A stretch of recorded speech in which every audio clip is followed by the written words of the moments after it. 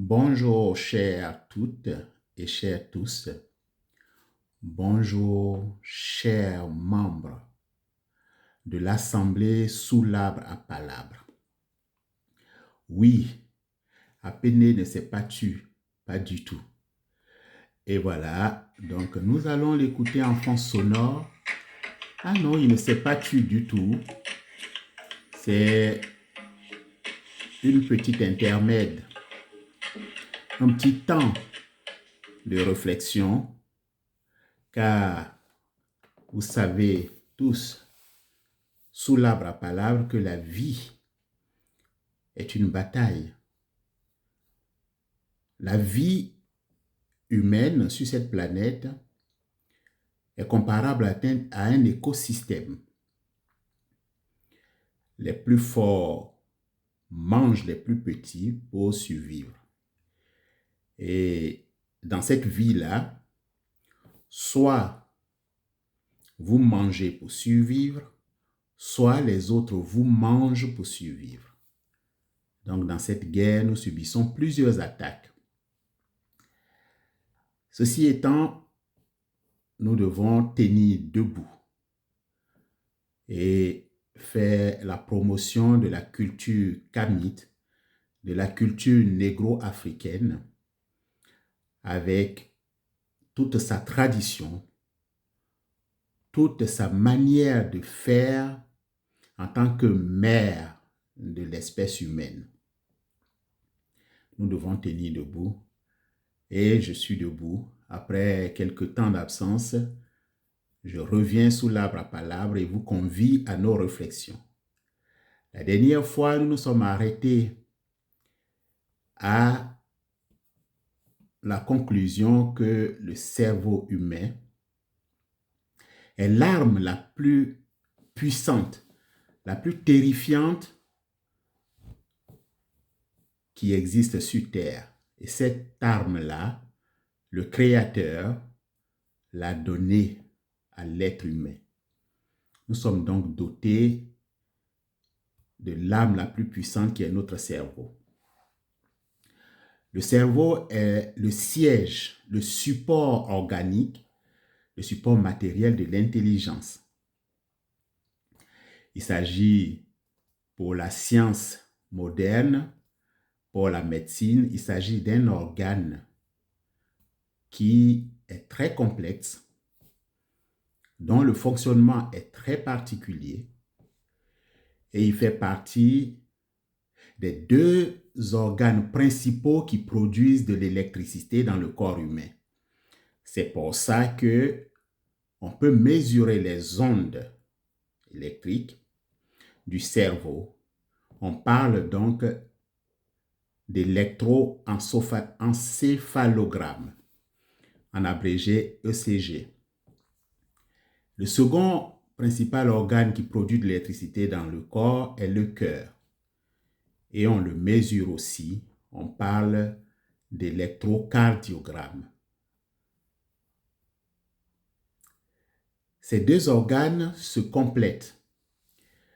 En l'école d'infirmière, en IFSI comme on dit, j'enseigne donc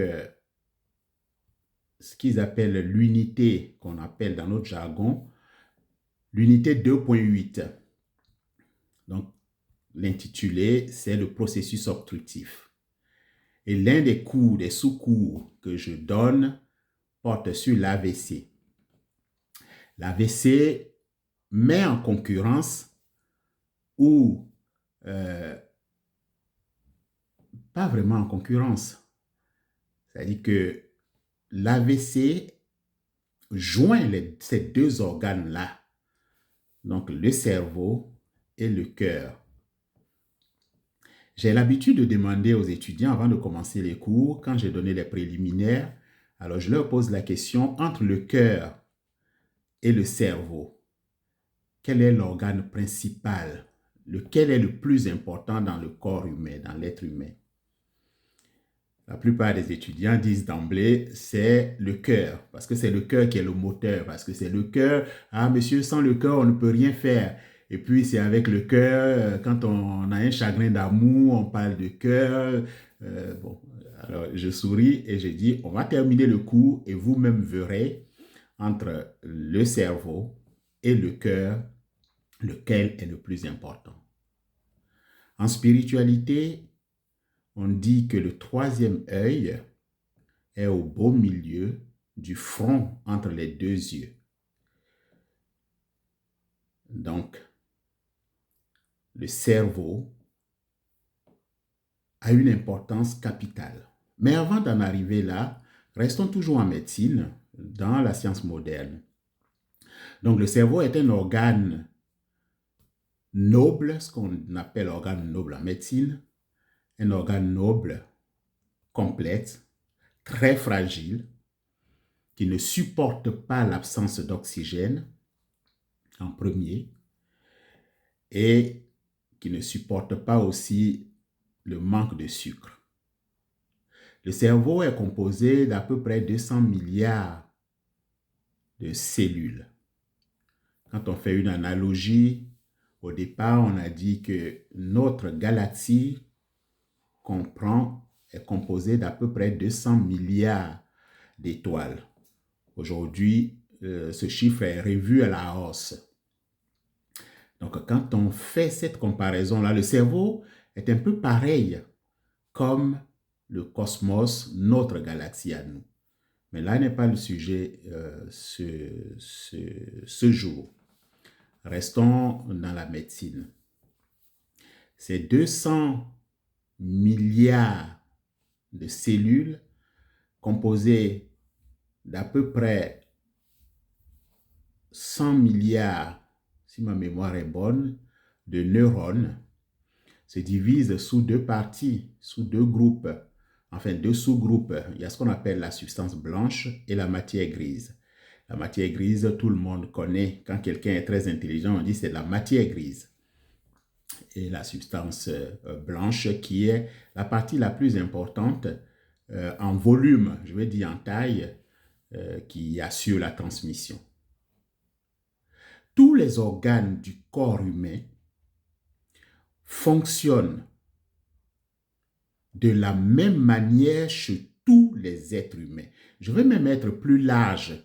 Je veux dire les êtres vivants, surtout les mammifères. Mais restons au niveau humain. Tous les organes humains dans le corps humain fonctionnent de la même manière chez tous les êtres humains. Je vais prendre le cas du tube digestif, du système digestif. Quand on met une alimentation, quand on met un aliment dans la bouche, le système de fonctionnement de la digestion jusqu'à l'absorption de cet aliment-là se produit exactement pareil chez tous les êtres humains. Donc, on va mettre un aliment dans la bouche, on va avoir l'élimination de la partie liquide au niveau des reins, qui va se transformer en urine, et la partie matérielle, matière, va s'éliminer sous forme de sel. On parle des matières fécales. Quel que soit l'être humain que vous prendrez, à l'issue du fonctionnement d'un de ces organes, des systèmes, le résultat est le même. L'exemple de la digestion. Quel autre exemple? Courir, par exemple. Tous les êtres humains, la vitesse ne sera pas la même chose, tout à fait d'accord, mais le système de déplacement des jambes, de fourniture de l'énergie, de la concordance des mouvements jusqu'à l'arrivée est pratiquement pareil. Le résultat est pareil.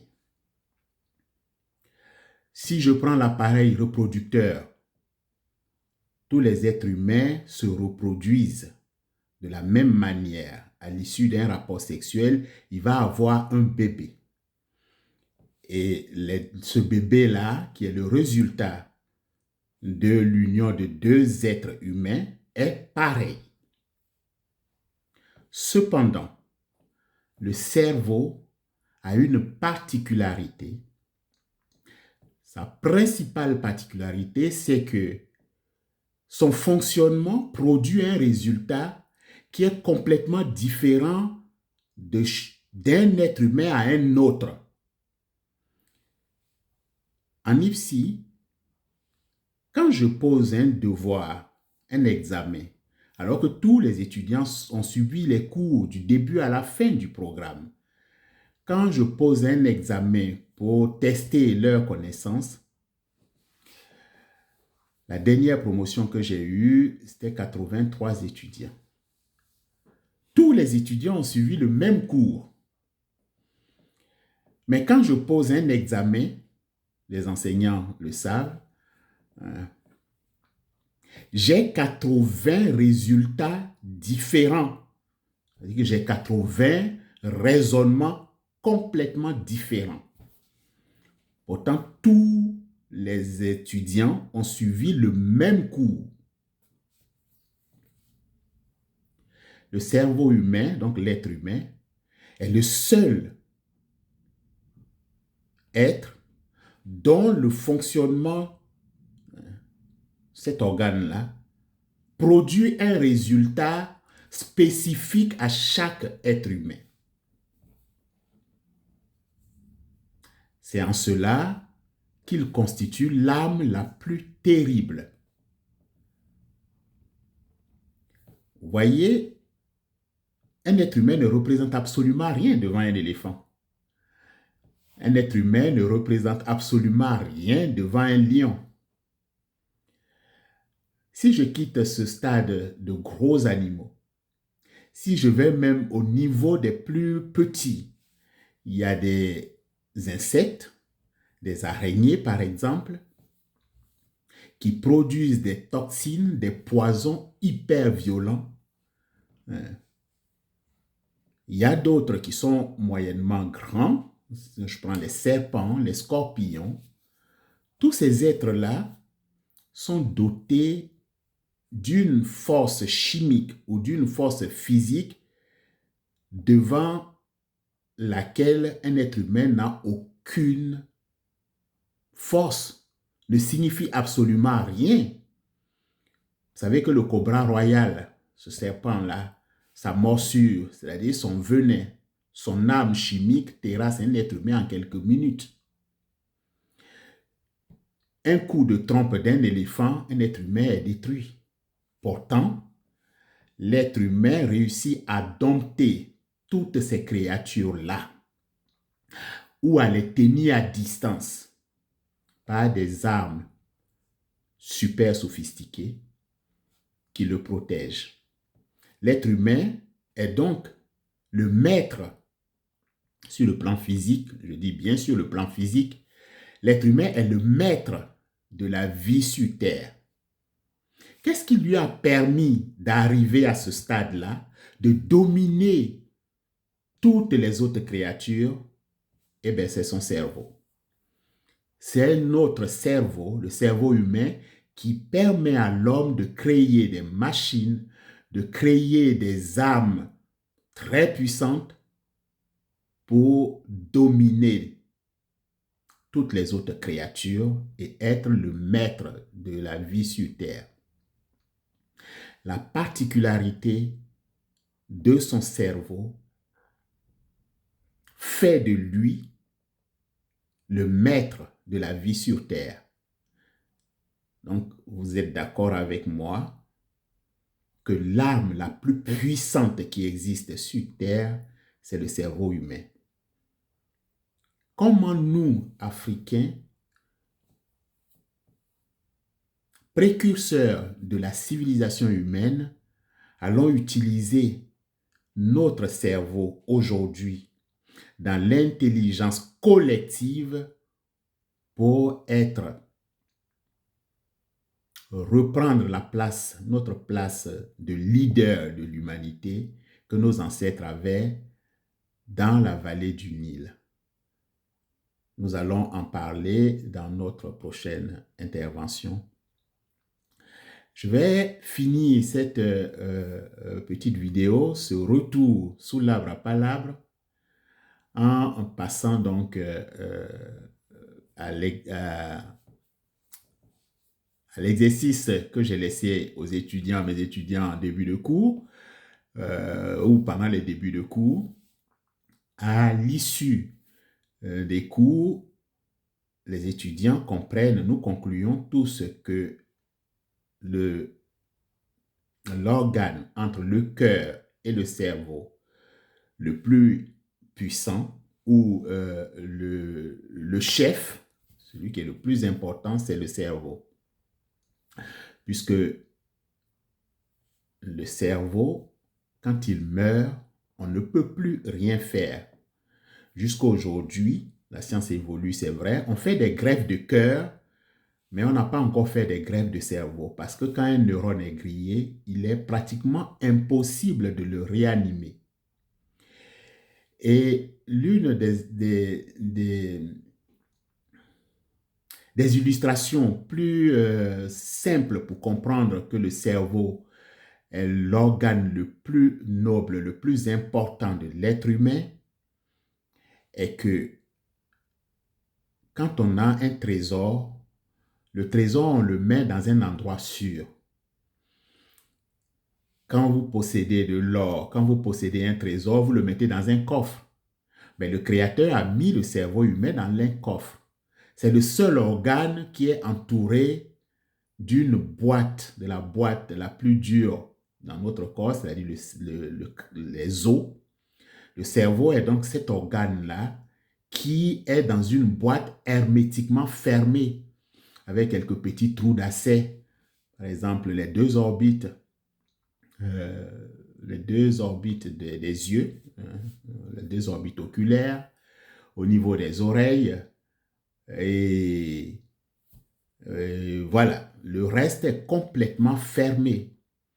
Il faut aussi comprendre que le cerveau, c'est le système nerveux. Il y a aussi la colonne vertébrale qui fait partie. Et vous voyez que depuis la colonne vertébrale jusqu'au cerveau lui-même, il est entièrement protégé par les os. C'est le seul organe dont on n'accède pas, ou le seul système d'organes dont on n'accède pas facilement. Donc, le cœur est important, c'est le moteur, mais le cœur, on y accède. Il est protégé aussi par un grillage, si on peut dire ainsi, mais ce n'est pas hermétiquement fermé. On accède au cœur à partir de la poitrine. On n'a pas besoin de l'ouvrir pour accéder au cœur. Entre les côtes, on fait même des ponctions qu'on appelle les ponctions péricardites et autres. On les fait souvent à travers à travers les côtes. Or, on ne peut pas toucher au cerveau tant qu'on ne perce pas le crâne, c'est-à-dire la boîte crânienne. On ne peut pas accéder directement au cerveau comme on accède directement au cœur et aux autres organes qui sont dans le corps humain. Voilà, chers membres de l'Assemblée sous l'arbre à palabre, cette réflexion que je souhaite partager avec vous, et j'attends vos observations, vos remarques pour que nous puissions nous construire ensemble, apprendre les choses ensemble.